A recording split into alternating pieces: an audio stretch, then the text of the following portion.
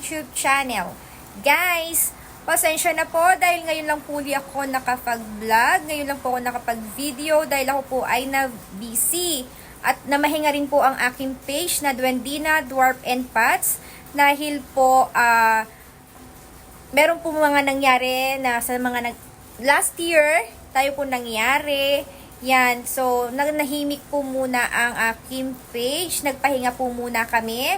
Pero ngayon po ay eto na naman po ang inyong si Duendina at maghahatid na naman po sa inyo ng mga good vibes ng mga dwarf. Yeah, mga bago tayong design, may mga ilalabas tayong bagong design.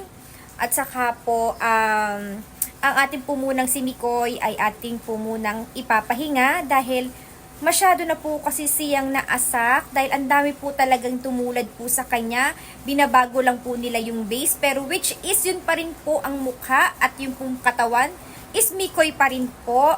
So marami po talagang gumaya, naasak na po talaga si Mikoy. So ipapahinga ko po muna si Mikoy at ako po ay mag-release ng bagong design. Ayan po. Ito po ay napaka-cute na dwarf. Alam niyo naman po ako, mahilig po talaga ako sa mga dwarf na mga cute. Ano po, yung lagi siyang nakangiti para po nagbibigay ng good vibes lahat sa ating bahay, sa ating buhay. Ano po, so, eto po, maano ko lang po sa inyo, andito po ako sa aking work. Yan. Actually, andito po ako sa deck. Ayan. Ayan po ang aking work. Dito po ako nag-work. Ayan. Makikita nyo po. Ang laki po niyan. So, para siyang isang building na puros mga old people po ang nakatira dito. So, isa po akong caregiver dito sa US. Kung dyan po sa Pilipinas, ako po ay negosyante. Ako po may-ari ng Duendina.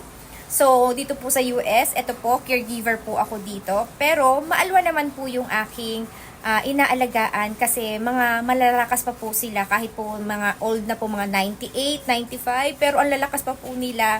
So, companionship lang naman po ako dito. So, ngayon, kaya lang po ako video kasi gusto kong ihatid po sa inyo na eto na naman po si Duendina at aaririba na naman po ang ating mga pampaswerteng duwende.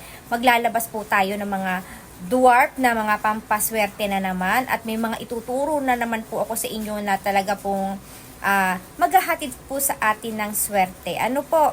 Okay, hindi ko na po hahabain itong video na ito kasi gusto ko lang po sanang mag-hi sa inyo aking mga kaduendina. Na-miss ko po kayong lahat.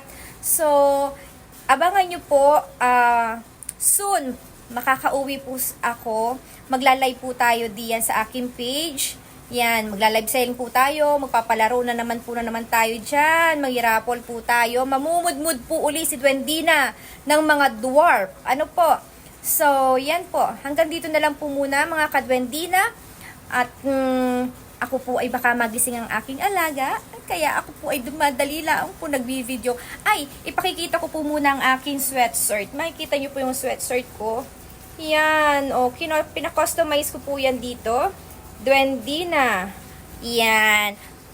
Baka po maglabas din po ako dyan sa Pinas ng mga ganitong sweatshirt, t-shirt ng mga Duendina po. Duendina po. Ang mga sana suportahan din po ninyo. At wag po kayo sanang magsawang sumuporta po sa ating page ng Duendina, Dwarf and Pats. Yan, masyado pong mainit siya pero malamig po dito kasi winter po. Ano po? Yan. So, hanggang dito na lang po mga kaduendina. Babay po muna sa ngayon. Ano po? Till my next vlog. Sa aking susunod na vlog, so doon magre-release po ako dito ng mga bagong design. Dito ko po i-release ang bagong design. Ano po, kaya lagi nyo pong supportahan po ang aking page, Duendina, Dwarf and Pats. At ito pong YouTube channel po natin na Duendina Life and US. Paki-subscribe po mga ka-Duendina.